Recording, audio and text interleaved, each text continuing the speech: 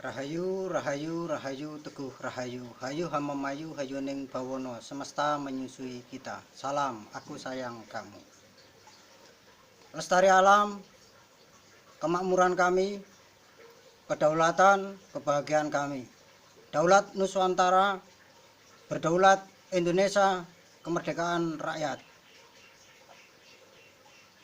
Baik, saya pribadi dan seluruh keluarga Genkobi, Gerakan Konservasi Binatang Indonesia, mengucapkan Hari Raya Idul Fitri, minal aidin wal faidin, mohon maaf lahir batin. Saya dan seluruh keluarga Genkobi mohon maaf yang sebesar-besarnya, baik dari kesalahan yang sengaja maupun yang tidak kami sadari.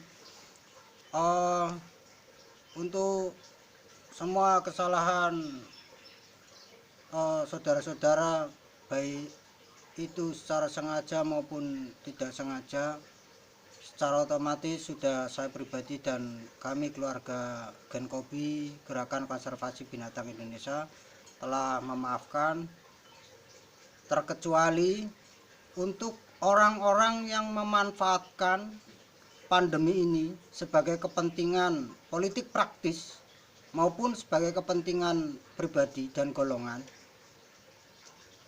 Buat saya dan kami keluarga Genkobi, Gerakan Konservasi Binatang Indonesia, tidak ada maaf untuk kalian, baik dunia maupun akhirat. Mari kita hadapi pandemi dengan melepas segala tendensi. Kita berbicara atas nama kemanusiaan untuk memanusiakan manusia. Dan buat saya, orang-orang yang tidak bisa memanusiakan manusia tidak pantas untuk dimanusiakan. Di pandemi ini, untuk orang-orang yang menggunakan sebagai alat politik praktis atau digunakan untuk kampanye kepentingan politik partainya, mereka tidak lebih dari sampah peradaban dan tidak perlu untuk duduk baik di parlemen maupun di pemerintahan, tidak pantas untuk memimpin rakyat. Baik, berbicara soal pandemi ini, saya tidak mau untuk berdamai dengan COVID-19. Saya memilih untuk melawan. Saya masih menantang pemerintah untuk menanam COVID-19 ke dalam tubuh saya dengan catatan dilakukan secara ilegal, maksud saya dilakukan secara legal dan disaksikan oleh virolog-virolog, kemudian dokter, diberi ruang laboratorium dan disiarkan secara langsung oleh seluruh stasiun televisi. Ini bukan persoalan saya jumawa atau sombong, tapi ini adalah persoalan keilmuan. Ini demi transparansi keilmuan. Stop pembodohan pada masyarakat.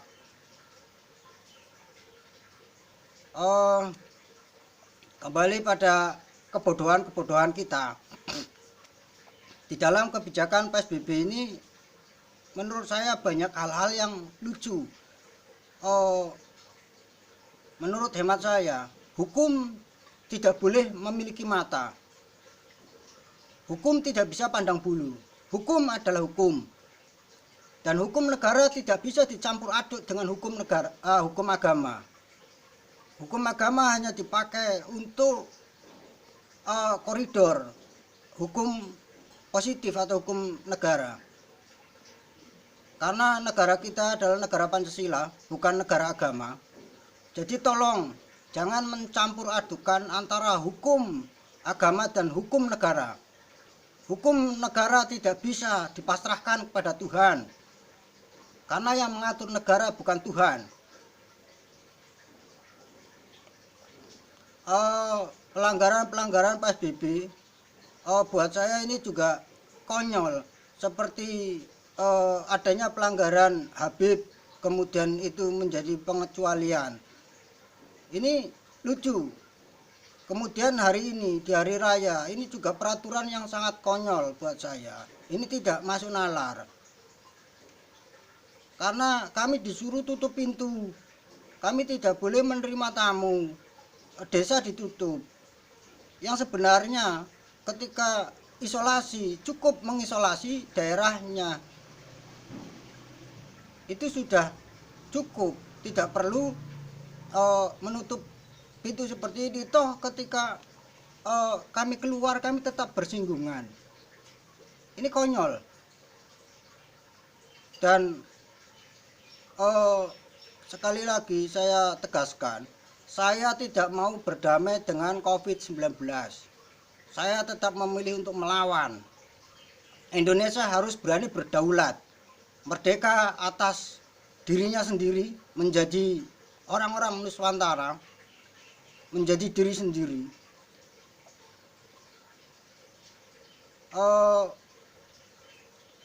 Saya berani yakin betul bahwa COVID-19 di Indonesia, perlu Anda catat, di Indonesia ini tidak membahayakan dan tidak mematikan. Bohong jika orang terkena COVID-19 secara tunggal itu akan meninggal. Pasti ada pendamping penyakit lain yang akut.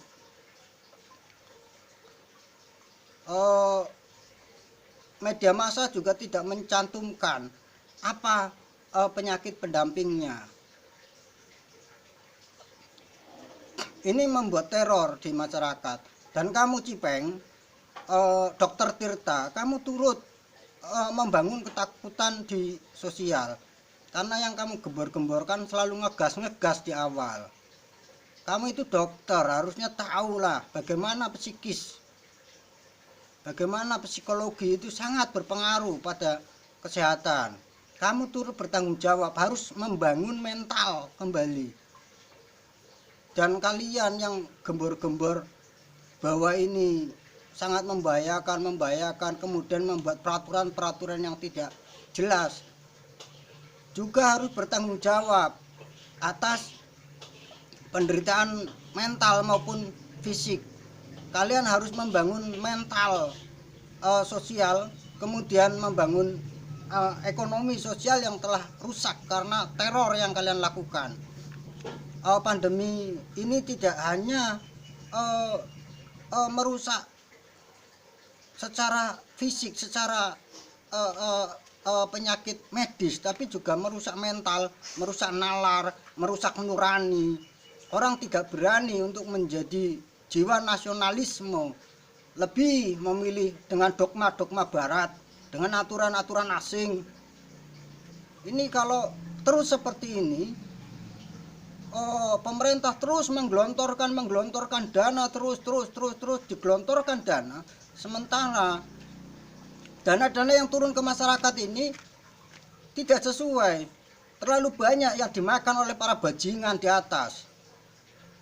Nah, ini akan membuat negara kita bangkrut. Sekarang kita sudah hutang pada IMF, kemudian nanti akan hutang lagi. Kita akan menjadi budak bangsa asing nantinya. Dan sampai ke anak cucu kita belum tentu bisa membayar hutangnya. Camkan itu. Jadi buat kalian yang memanfaatkan pandemi ini sebagai ajang kampanye politik praktis, tidak pantas untuk didukung menjadi penguasa pemerintahan, tidak pantas untuk menjadi pemimpin masyarakat. Dan masyarakat perlu menghafalkanlah orang-orang yang cari muka di pandemi ini. Untuk tahun depan nggak perlu dipilih. Itu bajingan itu. Situasi kayak gini kok dimanfaatkan untuk politik praktis. Sampah peradaban, tidak pantas untuk memimpin bangsa ini.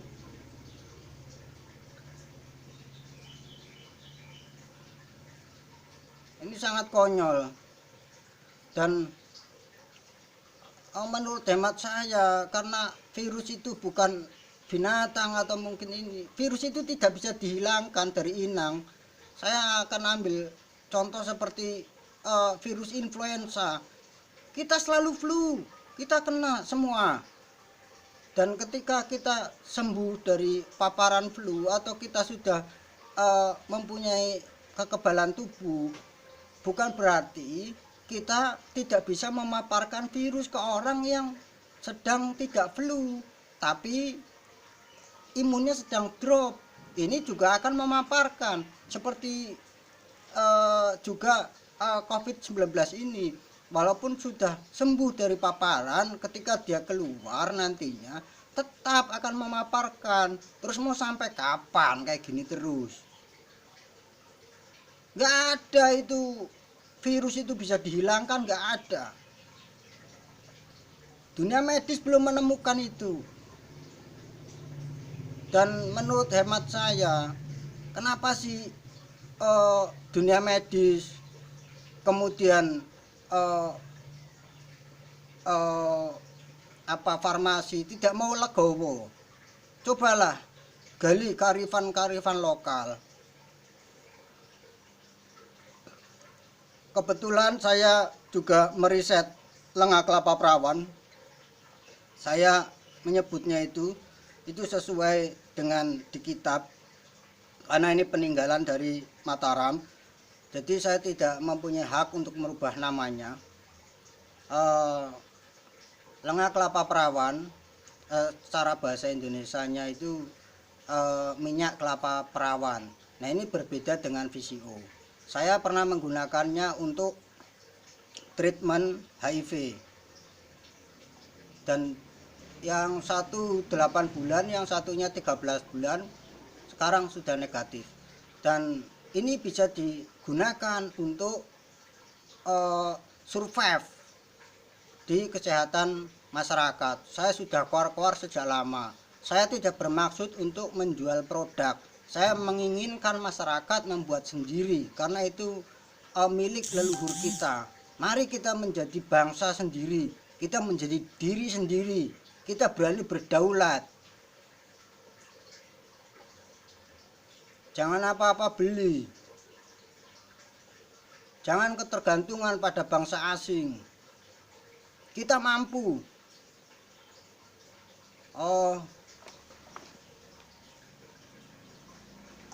Kegunaan lenga kelapa perawan ini sangat banyak. Selain untuk obat luka, untuk mengobati penyakit luar, ini juga bisa untuk mengobati penyakit dalam. Saya memang sengaja tidak mempublis bagaimana cara menggunakannya.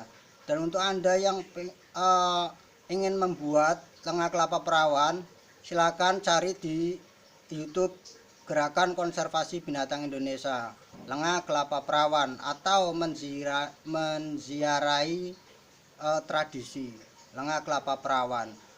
Sudah saya publis cara membuatnya, silakan Anda membuatnya sendiri.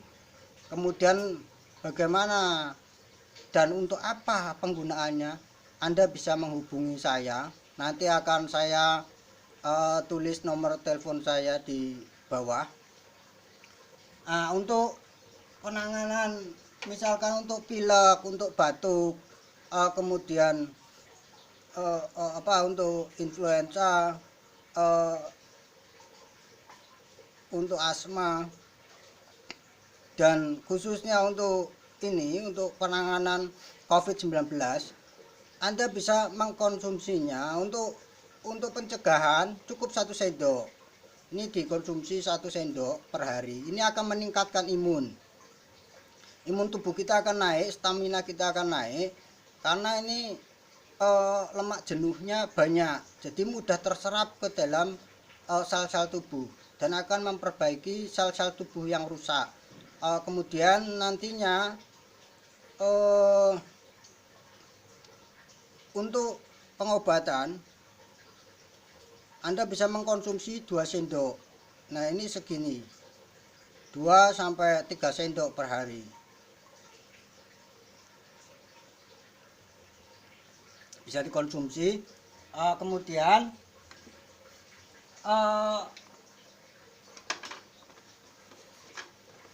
jika Anda merasa pilek atau flu atau demam atau mau bepergian, saya selalu bepergian tanpa masker dan saya hanya menggunakan ini baik akan pergi maupun setelah pergi dari jalan-jalan raya. Walaupun buat saya tidak mungkin ya droplet itu bisa melayang jauh banget, itu nggak mungkin. Virus tidak mungkin, virus COVID-19 ini tidak mungkin bisa bertahan di udara cukup lama karena berat massanya itu tinggi. Nah, ini bisa diinjekkan ke hidung.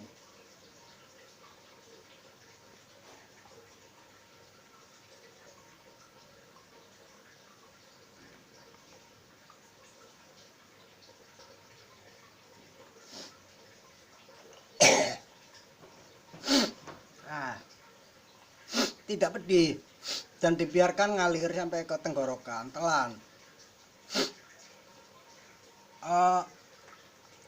Saya kembali bilang bahwa COVID-19 ini bullshit, bohong kalau mematikan di Indonesia. Saya akan ambil contoh seperti virus salmonella. Di Indonesia virus salmonella itu tidak berefek yang signifikan, tidak berbahaya sama sekali. Tapi di Eropa itu sangat mematikan. Atau mungkin seperti DBD, virus malaria di barat itu momok yang sangat mengerikan. Tapi di Indonesia itu slow-slow aja kita. TBC banyak yang sembuh. Walaupun COVID-19 ini pengkopian dirinya itu cepat. Maaf, sekali lagi saya tidak mengatakan berkembang biak. Saya tetap berpegang bahwa dia hanya mengkopi dirinya. Karena dia cuma benda, bukan makhluk hidup.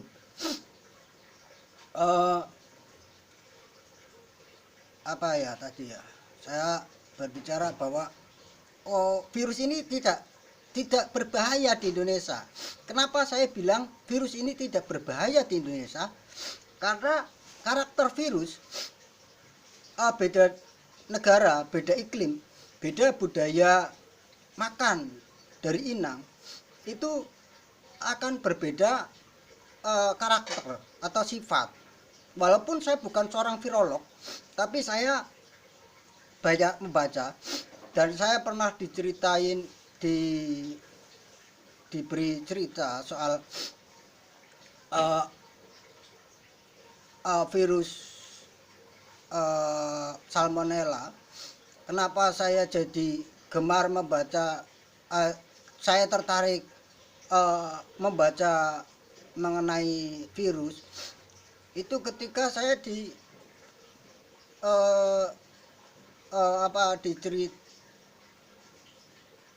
diberi cerita sama Bu Ken Juraida, istri almarhum W.S. Rendra, seorang guru bangsa kita, mengenai virus salmonella. Awalnya saya tidak tahu apa itu virus salmonella. Kemudian saya cari-cari referensi. Nah, dari situlah saya kemudian tertarik untuk membaca buku-buku soal virus. Walaupun saya bukan seorang akademisi, saya bukan virolog. Di karya-karya sastra itu juga sudah ada beberapa buku yang berbicara soal coronavirus atau COVID. Jadi COVID ini banyak jenisnya, banyak macamnya, ada ratusan lebih, dan sudah ada ratusan tahun yang lalu, sudah ada dari dulu. Jika Anda tidak percaya, bisa tanyakanlah ke ahli-ahli virolog kita. Dan menurut Dr. Agni, ketika beliau wawancara dengan daerah Mu Indro Cahyono atau Pak D. Indro, beliau juga mengutarakan bahwa beberapa strain atau beberapa jenis COVID atau coronavirus sudah ada di dalam tubuh manusia beberapa, kecuali COVID-19 ini memang strain baru atau jenis baru dengan citraan atau cangkang baru. Tapi saya sangat setuju dengan teori-teori DRH Indro Cahyono bahwa virus ini memang tidak mematikan dan kita harus bangkit dari ketakutan ini sebelum wabah ini menjadi wabah sosial. Penyakit klinik jauh tidak berbahaya ketimbang penyakit sosial. Ini akan makan banyak waktu, makan banyak modal. Sudahlah, mari kita lepaskan semua tendensi. Kita berbicara kemanusiaan, kita berbicara atas dasar nurani.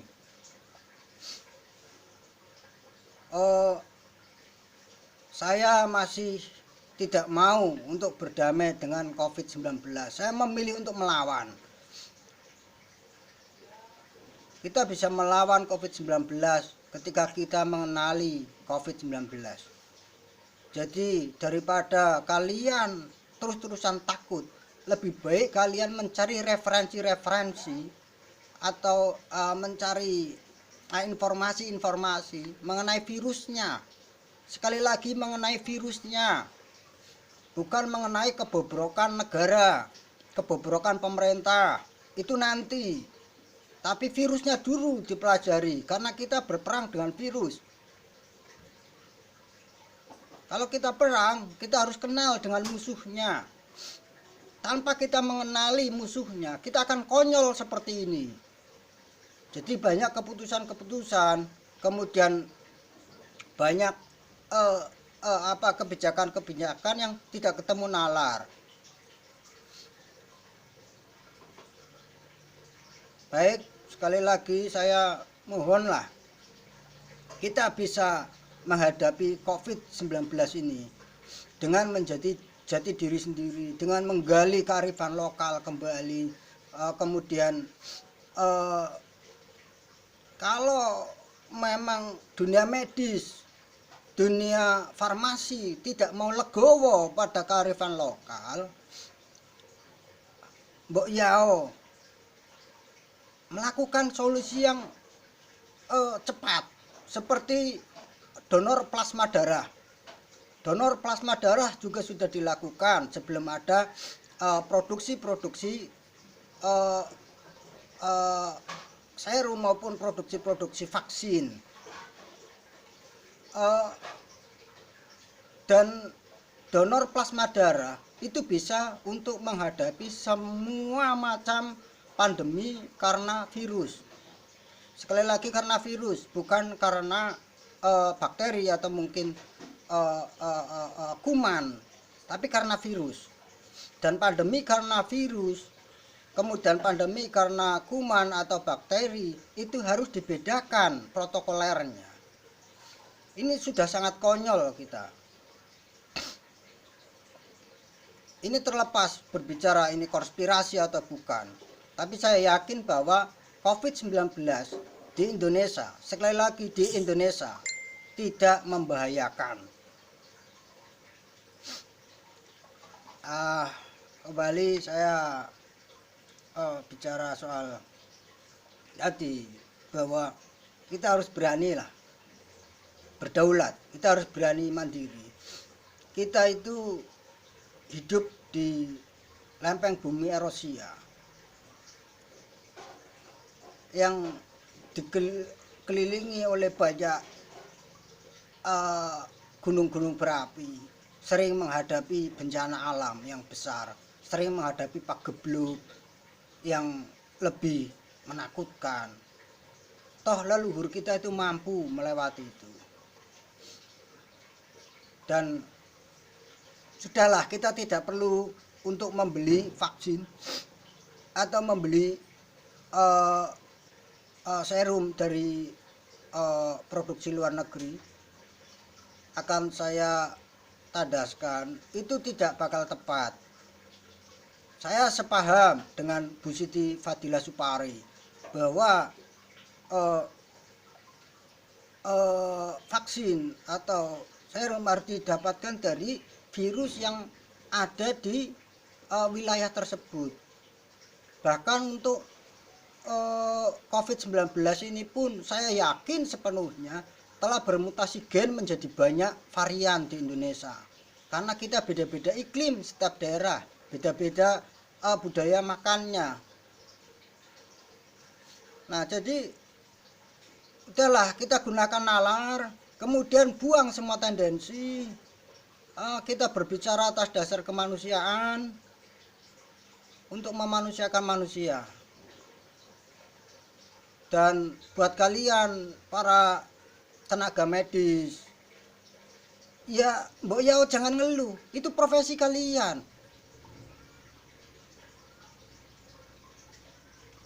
Kemudian para relawan-relawan kemanusiaan, kemudian apa namanya ini, garda depan yang mengatasi COVID-19 ini, ya jangan lemah kalian, jangan ngeluh.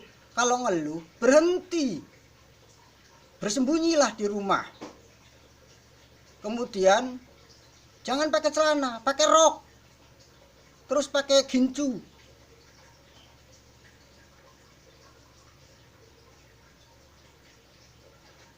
Kita bisa berguru pada seorang Profesor Siti Fadila Supari.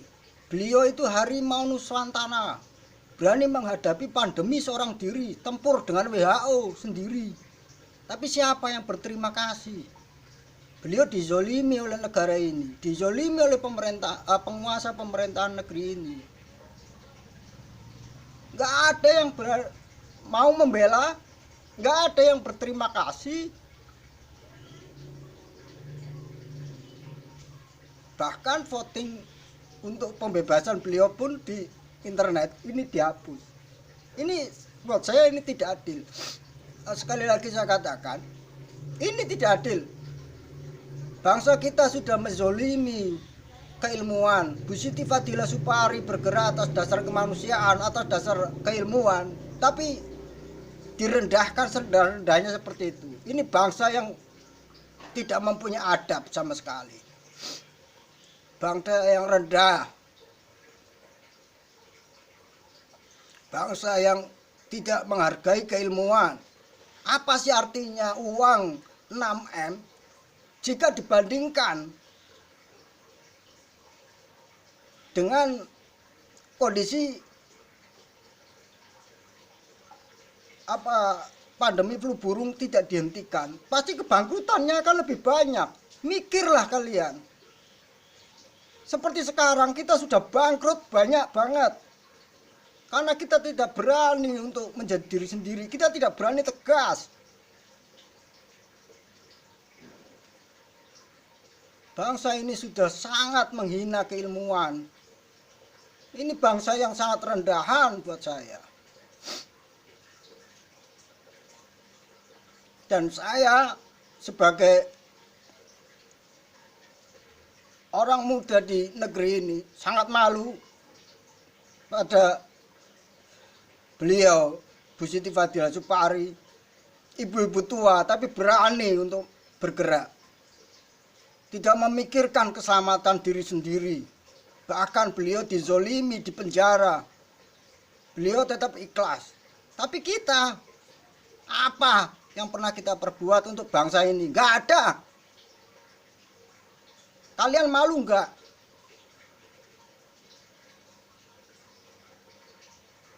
Kalau memang berbicara untuk kemanusiaan, seharusnya bersiap untuk kehilangan kemanusiaan sendiri.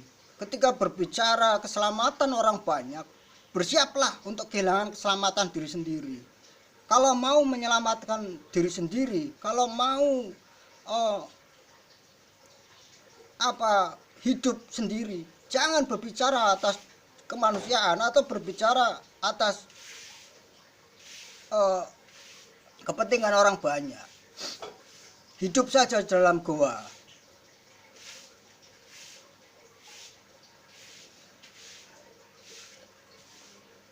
Saya sangat menyayangkan hal ini. Bangsa kita itu sangat sering merendahkan putra-putranya sendiri, putri-putrinya sendiri yang memiliki keilmuan kemudian dihilangkan. Bangsa macam apa ini?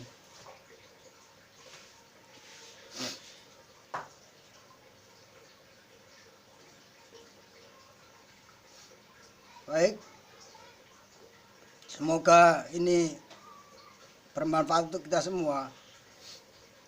Terus terang, kalau saya teringat dengan beliau teringat dengan kasus Bu Siti Fadila Supari, emosi saya sangat terganggu. Saya sangat sedih melihat keadaan ini.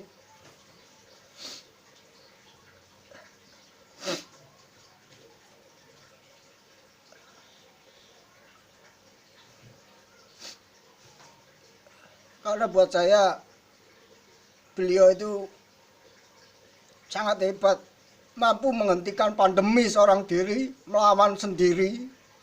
Tidak seperti sekarang. Berapa banyak relawan? Banyak. Tapi toh pandemi ini tidak berhenti. Karena tidak berani menjadi diri sendiri. Tidak berani kehilangan diri sendiri.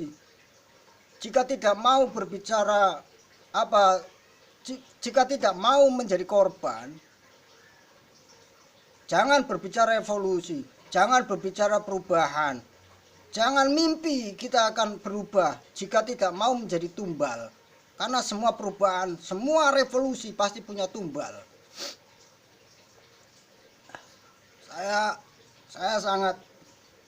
Saya pribadi sangat mengutuk orang-orang yang telah menzalimi beliau. Saya sangat mengutuk orang-orang yang telah memanfaatkan pandemi ini sebagai kepentingan pribadi atau politik praktis. Kalian sampah peradaban. Hafalkan muka saya.